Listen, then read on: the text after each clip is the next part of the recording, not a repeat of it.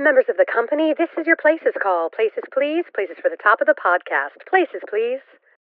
Get ready for a behind-the-scenes look at the glitz and not-so-glam of Broadway, education, and everyday life with Uncommon Sense. Join hosts Christopher Smith and Sharna Lopez as they bring you the best stories and shenanigans that seemingly prove how elusive common sense can really be. So take a little time for yourself to hang out with the dynamic duo Charnopher. And no leaving early, because you might just miss that 11 o'clock number.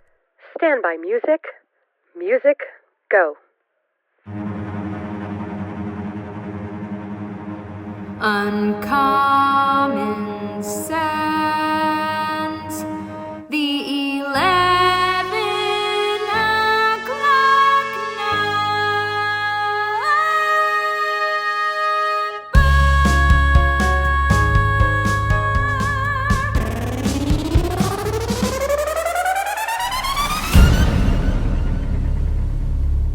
And we are Charnopher.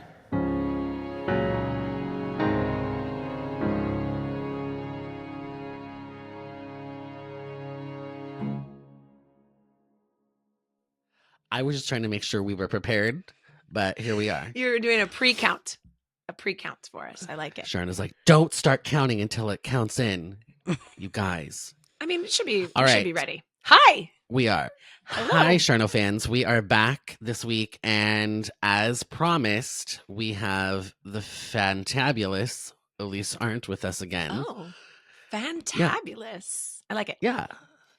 She has returned. She has returned.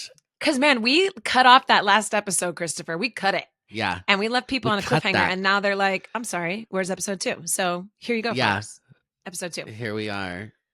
So we are episode 2, and we sort of left off with Elise was about to tell us about prison teaching, and then so she'll give us a little context. Why do I want to laugh at that? That actually is kind of a serious thing, and I don't know why. It's like it's the way you say it, though. I think, right?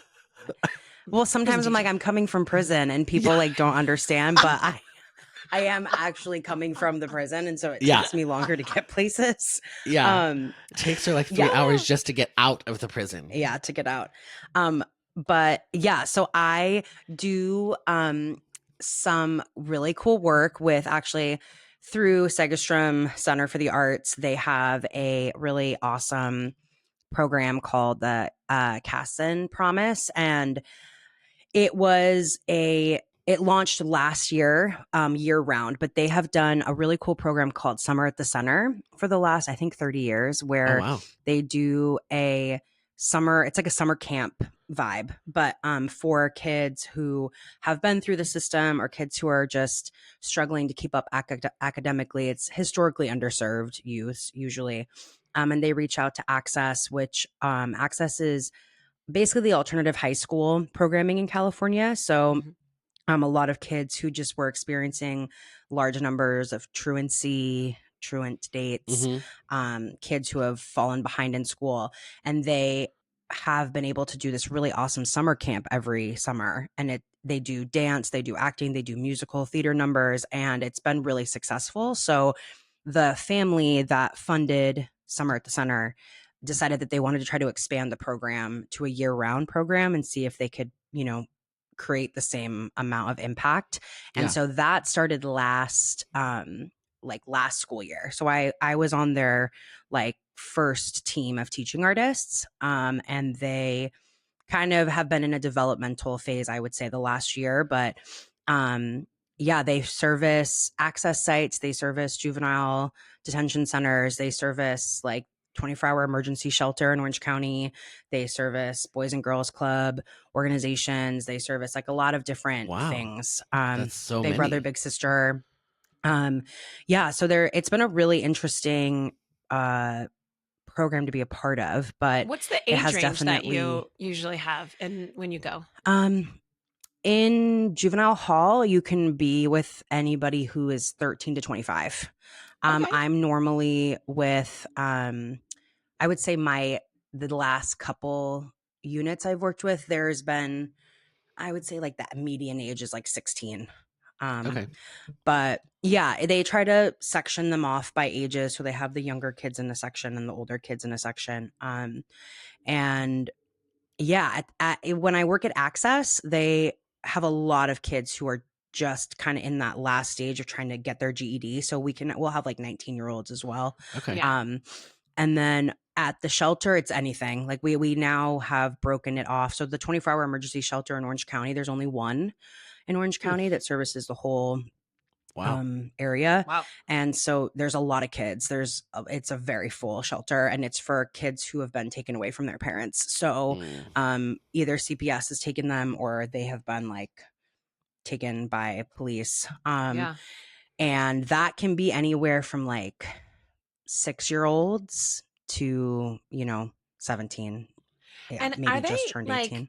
I don't know. This really intrigues me because I have so much background and knowledge on teaching, but not in that capacity at all. Mm-hmm. And so it's got to be very different in terms of the energy or the engagement.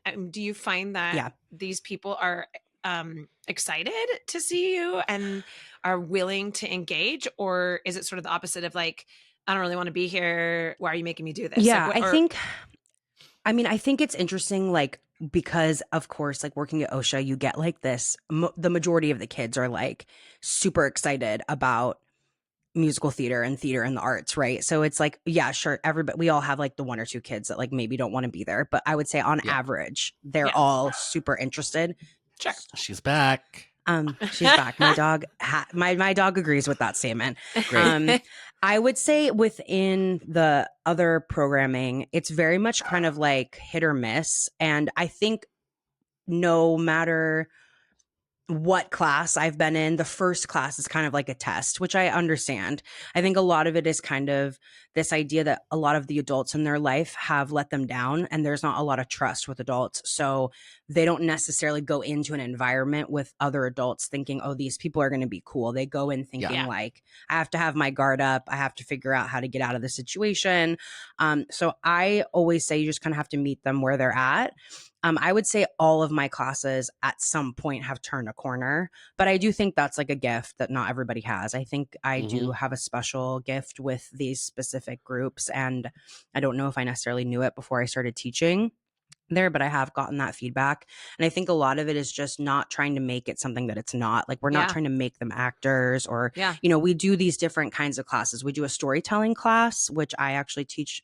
I would say a majority teach the storytelling residencies, but it kind of combines all of the stuff that you learn in an acting or an improv class in like a 101 class. So we just are trying to get them to have the life skills to get up on their feet and be confident in front of people. Right. So we play improv games. We also, look at art for the first time. Some of them have never watched a short. So I usually play one of 3 shorts that have like a pretty powerful message, but they're like animated shorts. And a lot of them have not looked at something like that and then analyzed it, right? The same way that at OSHA, we analyze art a lot in class. I mean, the kids are doing that when they're like in 8th grade. Right. But yeah, I mean, I don't know if it's necessarily a resistance to the class. I think they just a lot of them don't have any experience in the arts at all. So it's making it accessible for them, right? And not it's making it accessible. Yeah. And not scary. And I think you're right in that it's a personality thing as a teacher, to be able to come in there and make it exactly what you said. Like, I'm just here to offer you guys something that, can be chill and fun.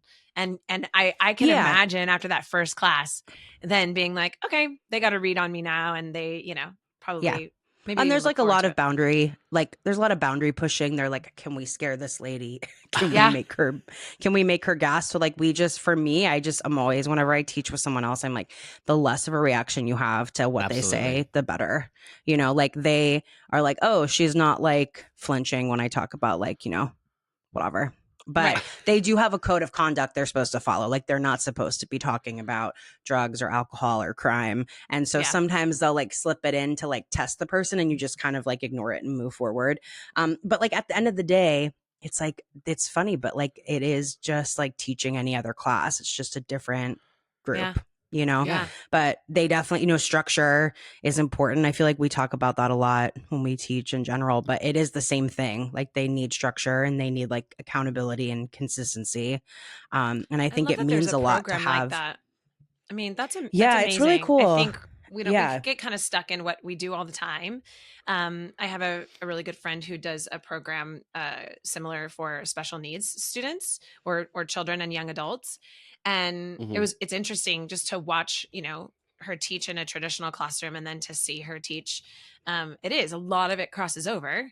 It's just a different demographic. And I just think it's great that that's a big program to take on. Yeah. And I mean, like you said, if it's the only 24-hour emergency shelter, it's got to be a lot of people and planning. Yeah. And I think you think about though, like I definitely have gotten the feedback from the kids within juvenile detention that they feel like it's helped them so much with their life skills, which is really great. Cause a big part of them when they're released is like, they kind of get back in the cycle of where they came from. So it is helpful for them. Like they want to get jobs. A lot of them, like they want to, a couple of them will be like, I'm interviewing at Chick-fil-A or I'm interviewing at McDonald's. And before taking a class like this, they don't understand that like the way they present themselves. It's like, if you can look someone in the eye and say hello, you've like put yourself ahead of a lot of people. And they're like, oh, it can't be that easy, but it is. Cause then you see them get up and they're all like looking at the ground or they like shuffle their feet or they can't, you'll ask them like, oh, what's your favorite color? And they're like, I don't know. And I'm like, well, you have to just come up with a couple things to talk about yourself, you know? And so I think it's like it is life interesting class, like under the realm of theater. I think of our improv class in IA at OSHA like that. I always tell families at preview day, my favorite class that we offer is improv. And I always look at the little 6th graders out there. I'm like, if you don't think you're an actor, that's totally fine. You're not an actor. Yeah. But I think every human in this world should take an improv class because it works so many different things, like you just said, being able to sit down at an interview or talk with people or think on your feet or be in the moment, whatever it is. And it's always that class that I'm like you said, I'm not trying to make you, an SNL actor. I'm just trying to get you to learn these skills that you can use in your life. Yeah. And like when I lived in New York, I met a girl who taught actually like corporate improv classes. And I always thought that was so interesting. But when I would hear her talk about why these companies would bring her in, I'm like, this is the same thing for little kids. It's just giving them this ability to like get up and not like self-judge, just be able to stand up and read their paper or like do a presentation and not be so nervous. And I think a lot of people forget that at the core of like most theater classes is just that. It's just like getting up and being brave and like making a choice. So even though obviously improv, I want to like huge corporate thing. Improv. That's a thing. It's true though. I had one of my teachers that did medical. They worked with medical industries, because if you think about it, like all of those people, doctors, nurses, anyway, like the communication aspect and you have to walk into a room with a person that you've never met before. They could be a crazy old lady. They could be a, really quiet, shy 20 something. You have to have that ability to walk into a room as a medical professional and be like, okay, I have to assess this situation like you would in an improv situation. Yeah, totally. No, I think people I think they underestimate, maybe not as much anymore, but I think at least when I was growing up, people underestimated the amount of benefits that doing theater or dance or really any arts class could have on you, like long term. Like I think my friends who have transitioned into other careers feel that they're a better lawyer or a better like marketing person or a better HR person because they had all this life skill in theater. Absolutely. So I think it's really great. I mean, this family is doing amazing work. It's such a cool thing that they've decided to put their money into. And I feel like what a great way to give back, I mean, it's like you can see exactly where the money is going and how it's affecting the kids, which is rare sometimes with those that's kinds cool of that you get to be a part programs. of that too. Give back to your community. 100%. I'm a part of that. Exactly. Name the show. The last 5 years. Yes. Oh, good. Oh, we have another human that can play our game. Yeah. Yeah. Oh yeah. She can probably beat us, actually, or at least me. Dang. She's like That could be a bonus episode we could do where we play the music and we have to 100% can play that. Yeah. That's fun. Yeah. We love doing that. Christopher and I love doing that. Yes. I did want to ask Elise, because I know in the last episode you talked so much about your wellness journey as well. And I am curious how that integrates with how you deal with how you react and what you take away from these experiences. Because I know, when you're in that environment, it can be overwhelming and depressing if you think about it too much, it can feel very heavy, I know. So how have you dealt with that so far? Poor Christopher has been on the receiving end of me coming from a really bad day from prison, and I'm like, oh my God. And then I walk into, our class and they're like going crazy, and I'm like, why can't they be quiet? Stop it right now. Children are children, but why can't they be quiet? I need that on a t-shirt. Yeah. Why can't you stop talking when we ask you 100 times? It's interesting. I think part of it is being able to do, I call it like the car shake off, like in between jobs, taking like 60 seconds to just when I park, to do some deep breathing and just be like, okay, now I'm in a new space. If I don't do that, I notice a difference. I don't always get to because I'm running late, but I would say that. And also I think just trying to remember that it's you can't fix the problem. You can't fix the whole problem, it's you're a tiny part of this giant, puzzle that is those kids' specific lives. And it's not your responsibility to make everything better, but you can make the hour and a half you spend with them meaningful. I think kind of pulling the microscope out a little bit and being it's okay that you have a bad class, or it's okay that you can't help the fact that a lot of these kids are going to be put back into the same environment, Yeah. So it's not really having a wall up, but it is just being in this time I spend with them, what can I do? And how can I bring my best self to those 2 or 3 hours, So it's a little bit of a compartmentalizing.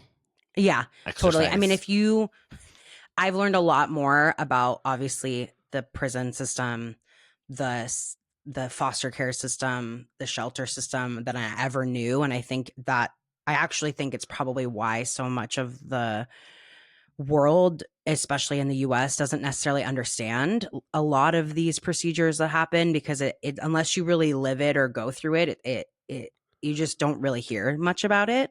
Yeah. So I think actually being a part of that in some little way has helped me understand a lot about, I get now how things kind of fall through the cracks within the system, or I understand how we are in this place where, once you're in a juvenile detention center, the likelihood of you coming back is so high. I understand it all a lot better now that I've been in it. So I think to some degree it does help me be there are little things that you can do. If you see a kid who maybe is on a path that isn't positive, early intervention and stuff that maybe, we don't experience that as much at the school that we're working at. But, you sometimes I've had kids that I'm okay, they're having a really hard time in school. And maybe if it just seems like it's just grades, it's something else is going on too, and I think that's helped me kind of be able to be okay, even if I can't make a huge, ginormous impact on policy, you can make little choices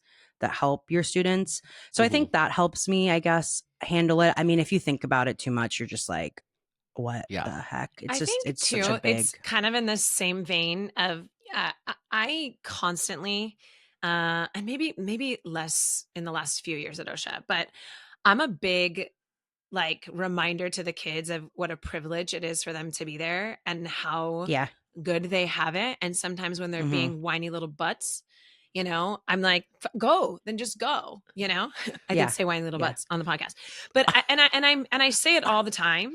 Everyone has their own things going on, but I just feel sometimes we're holding for the adorable Chomeranian. What are we going to call it? A Chama Russell.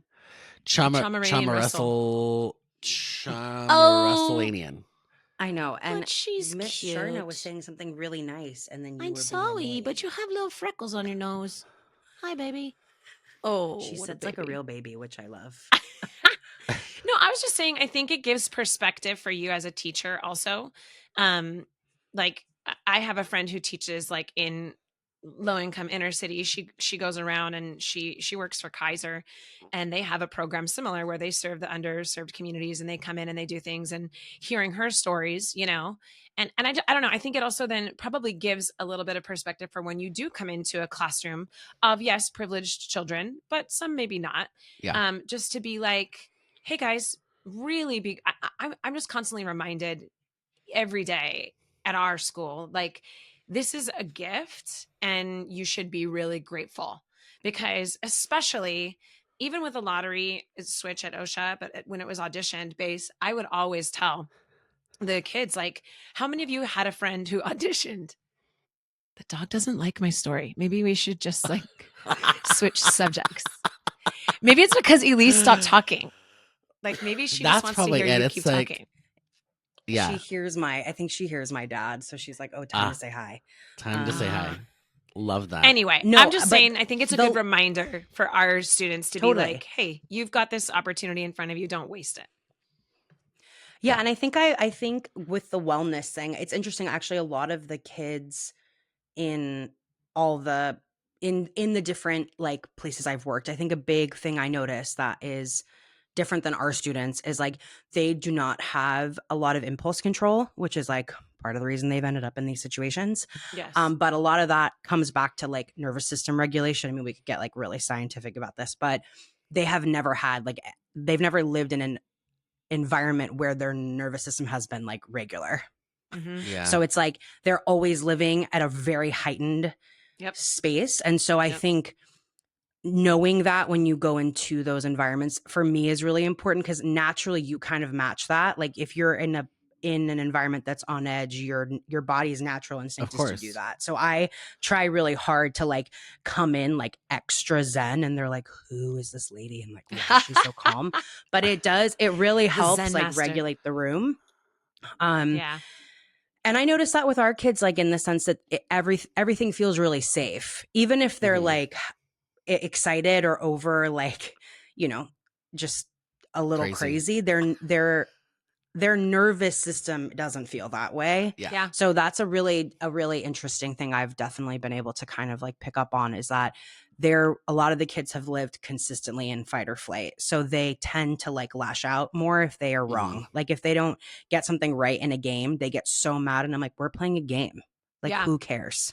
Yeah. But they have to remind themselves like, oh, I'm not like, it's okay. It's like, okay to be wrong. It's okay to be annoyed. Right. Like a lot of people learn that early on because they've had that, you know, opportunity to have that in their home or wherever. And so the fact that you're teaching them that skill that through a theater game or whatever it may be, but it's a skill that then hopefully they can continue to use. Yeah. And I think our kids, like something I try to tell them similar to what you said, Charna, is like, I think, you know, you only know what you know, right? Like our kids, I get it. Like I get when they're overwhelmed, and I get when they're like, oh my God, I'm so annoyed about my homework. Cause for them, it's like, that's the most stressful thing in their life, right? Like they haven't experienced these other things. But I try to remind them like, look, you might not have experienced this, but there are a lot of kids, and they live like 5 minutes away from here, that have like completely different, their whole life is like, it couldn't be more different, you know? Like their whole experience on the earth has been exactly 365 degrees different. It's crazy. Which makes a full circle. But I think too, it's also that like, you know, you never know. I know there's that meme that goes around, like, you never know what someone's going through. I constantly remind myself of that, especially as a teacher, when I'm like, this, you know, student is being a crazy person or driving us nuts, or this class in general. And then sometimes when you're privy to more information and you're just like, whoa, like I didn't even know this student was going through this situation. And I think that as a teacher is helpful in like you said, you don't know what you don't know. And you also don't know what that person is currently dealing with, especially kids where it seems like it's all put together. I've had that happen several times over my 20 years at OSHA, like where a family or student who I feel like is like, oh, it's all put together. They've got everything, you know, it's all good. And then you're like, whoa, I didn't realize all this was happening behind the scenes. Yeah. Well, and a lot of times those are the ones that really get you too. It's like just out of the blue. Yeah. So, Elise, I was going to ask a couple things. One, have you done any overtly wellness exercisey things with the kids, or is everything just like kind of buried within your... No, I do. I mean, the one thing about some of these places that I've been is they do have a pretty amazing, they have some, first of all, the people that work at these places, like the teachers, I like wish that we could all just like host like a dinner for these people, because I have never worked with teachers that are more like, it's just such a selfless, I mean, it is like such an amazing job in the sense that like it is very difficult to do this job. So I feel like they bring in a lot of stuff. Like I have a couple teachers where they have like a whole, you know, section of the classroom that I know for sure that they, you know, did themselves. Like nobody gave them the money to do that, but they have like a breathing corner and like stuff, you know, they have like books on like how to get, you know, how to calm yourself down. But yeah, a lot of the kids actually are very open to the tools because they are aware that there is like a disconnect for them. Well, that's amazing. In the sense that, yeah. So, I mean, we do some breathing exercises. We talk a lot about like, I call it like the roller coaster phenomenon, like how when you get to the point where you feel like you're gonna like explode, instead of most people will come back down from that, but a lot of these kids just keep going. So it's like you go off the rails, you know? Yeah. And we talk a lot about like how if you consistently like live your life emotionally on a roller coaster, like eventually it's gonna fall apart, you know? So we do a lot of like visualization. We'll close our eyes and like imagine a place that calms us down. I mean, the saddest part is like a lot of them don't have that. You know, for some of them, it's like the place that calms them down is like being in juvenile hall, which is insane because it's a very structured place and it's also scary, you know? But I think a lot of them don't feel that they have a lot of other adults who care for them besides the people there. So, yeah, we do a lot of like breathing exercises, but they really know. I mean, they'll be like, I have to take 5 deep breaths. Like some of them know, you know, amazing. So I think that's good. But yeah, we talk a lot about that. We talk a lot about, we do a lot of journaling in the storytelling class. So a lot of them will start to ask like, oh, they're not allowed to keep their journals with them. They have to leave them in the classroom. So I'm kind of like, but that's like, there's like rules like that where you're like, is this positive? But, you know, they can't keep pencils with them. You know, that's not allowed. So, but a lot of them talk about how they would like to keep journaling after, which I think is really cool. And how they long find are you with these students? Like what's the it's an hour and a half twice a week. And then for how much, like a few months or a year or? No, just no, like 4 to 6 week contract. So it's short. It's like really short, but they place us with different units. And it kind of depends on the teacher. So the teacher has to be really proactive about seeking out the extracurricular activities that they have. So yeah, I mean, I wish it was longer for some of them. Some of them I'm like, we're good. Bye. 4 weeks was great. Thank you. You know, thank you so much. But yeah, it's just like every class. It just depends. But yeah, I do bring in a lot of that. And we talk a lot about, you know, just being able to kind of like, mostly it's the calming yourself down that I think. In particular in the male units. The female units, it's a little different, but do you think it's changed the way that you teach in your other, like at OSHA or any other place? Do you think having these experiences has changed you as a teacher? Yeah, I think not that I care less, but I think I'm like, it's okay if like the kid doesn't get the note about exactly how Sondheim would necessarily want you to sing this song. You know, instead of it being so about like, you know, the art and like the craft of it all. I'm like, if the kids are getting up there and trying their best, it's okay. You know, I think even with like Matilda, I'm like, we're doing theater in Santa Ana. Like, it's going to be fine. You know how many times I've said that? This is high school theater on Main Street, friends. High school theater on Main Street. Everybody lower the temperature. Relax. Yeah. I think it's easy to put it. It helps you put things into perspective, I guess, is kind of what I feel like. But I do think it helps me, you know, it really helps with like the breaking things down. Cause sometimes you have to you have to break things down to such a basic level sometimes in those environments that it's helped me be like, okay, there's just so many different ways to explain something. And sometimes you just have to find a very like maybe square one way of explaining something that you wouldn't necessarily do always, but I think it's helped with that. I feel like I'm better at being able to find another way in, which is helpful. I like that. That's very helpful. We're so lucky at OSHA. I mean, my friends who teach in the arts at other schools are like, you know, they're trying to teach kids how to like kickball change, and we're like, do an aerial with the fire, hold the fire stick and do the aerial. Didn't you learn this when you were 6? Come on. I'm like, come on, I want the lift. I want Matilda to lift into the sky. And it's like other people can't even get like a light to turn on. But it's honestly though, I feel the same way because I have several friends who teach in the area as well, either in public schools or different things. And it's the same thing. Like even at my studio, like I'll have friends come see our shows and they're like, what in the miniature Broadway world are you trying to create here? You know? And I'm like, it's not me putting that out there. I've done so many shows with Christopher. I mean, we just have really uber driven, talented kids.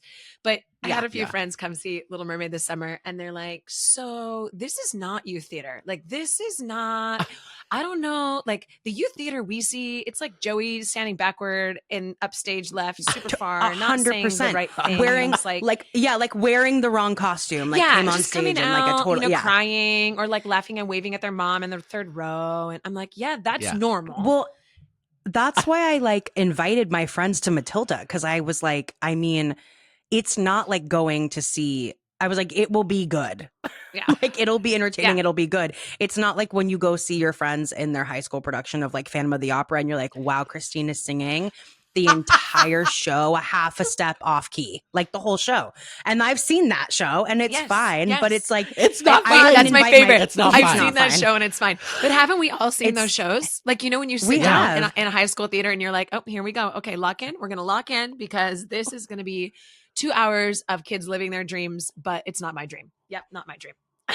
Yeah. No, but I mean, it's so funny because I was like, I literally texted all my friends in LA and I was like, come to Matilda. I'm telling you now, it's going to be better than some professional shows you've seen. I just know. I was like, I have seen professional shows and here, and I'm like, that was fine. Fine. But they're adults. They're 50-year-olds. You know, they're not like 16. I'm like, this show, I'm like, it'll be good. You'll enjoy it. Yeah. I think that's the balance, though, is trying to keep ourselves both in check, but also keeping those high standards that we have. Because I think you always do want to have high expectations. They just have to be mostly achievable. And then when you don't achieve certain ones, then it's like how you handle right? It's a good balance. And I feel like, Elise, I've never directly worked on a production with you, but I feel like tangentially, I can see that you work similar to Christopher. And Christopher and I do that all the time. Like we will set high standards and then we'll be like, sweet, we achieved all these goals. These two, we're just going to take the L because, you know, they're 12. Yeah. And so we're going to just be chill about it. I don't know. Like Christopher might not take the L for Matilda right now because he's like, will you please sing your correct harmonies? I mean, that is not, we're not taking the L on that one. When they do it, I will tell you, it sounds very, very good. And I think there's a huge difference. And Christopher, I know I've told you this, and it's one of the things I think musically, that's where a lot of shows are set apart, right? Like most kids can take direction, even if they're not the best of actors, right? We can judge, we can get the good group of kids to do the dance break and nail it. But if they're not singing that 4-part harmony and the number and everyone's singing unison, you're like, we've gone. We're now down here. Mm-hmm. I get that. And it makes a huge difference. I mean, I think we dreamed, I mean, I'm only talking about Matilda because like we're in the thick of it, but I feel like we dreamed big. I feel like I dreamed big for Matilda with like some stuff. And I think they're going to be able to do it, you know? Yeah. But I also am like, okay, they're like kids. And if it doesn't happen, it doesn't happen. And then we just move on. But also like literally writing 6-part harmony for 6 people. So 1 on a part. Yeah. Let's go. Yeah. Hey, I'm going to be the timekeeper here because I know we're on a time crunch. Oh, yes. Did you have any last questions, Christopher? Or did you want to end with a Halloween bit? Because I know you talked about that. Both of those things. One, and you can choose not to answer this one. Okay. Do you have any like wild stories from your prison teaching that you could share? Mm-hmm. And if the answer is no, that's okay. No, I mean, wild, like, oh my God, this should be on, like, I feel like wild could go in so many directions. Yes. Yes. I mean, how about I'll do like a good wild and then a crazy wild. So Love a it. good wild, I have had students who don't speak the language at all. And by the end, like this just happened, we were reading, I don't know. Oh, we played the story game, which is cool. Everyone has to add on a sentence to create a story. And when we started this exercise, people we couldn't get people to not kill the story. They would be like, and then they died. And I'd be like, we're not killing anybody. Like, you have to keep the story going. So it's been 4 weeks, but now they're able to do it and they're using like their imagination, and we're actually expanding the story, not just like the duck went to the park had green trees. It's like actually interesting. So we're doing this exercise. However, we have a student who doesn't speak any English. Okay. He speaks he doesn't speak it, but he can kind of understand. So we use Google Translate while we're doing this game so he can add on. So we get to the end and the student is like, says the sentence, and I'm like, oh, can you try to read this sentence in English? And the teacher is like, I don't know, that's never happened before. So I'm like, let's just try. And I start it and I'm saying it like, I'm like and he's like, the duck, went. And then he keeps going. He sees two and he's like, to the, and he like is reading, fully reading English. That's awesome. But, and he's only, I think, he's in high school. So it's his first experience really reading out loud. So that was really wild, but great. Mm-hmm. I get that a lot with little kids when I work with them who are bilingual, but not necessarily older kids. So that was cool. Yeah. Second crazy story was I did have a unit I worked with, and, we've never, up till this point, I hadn't experienced an in-classroom fight. Which is scary. So it was our last day of class. There were a couple new students who had been added, and I just knew walking into the room, I was like, the temperature is very high. Like I could just feel it.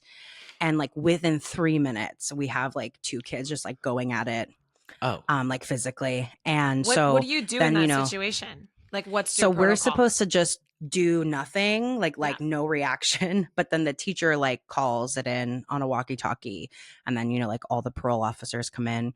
They were, in my opinion, it just feels really chaotic, and then it's really hard to see like two kids like on the ground. They get on the ground fully, like with the face down, and they get handcuffed, and it's like a really not great thing to see.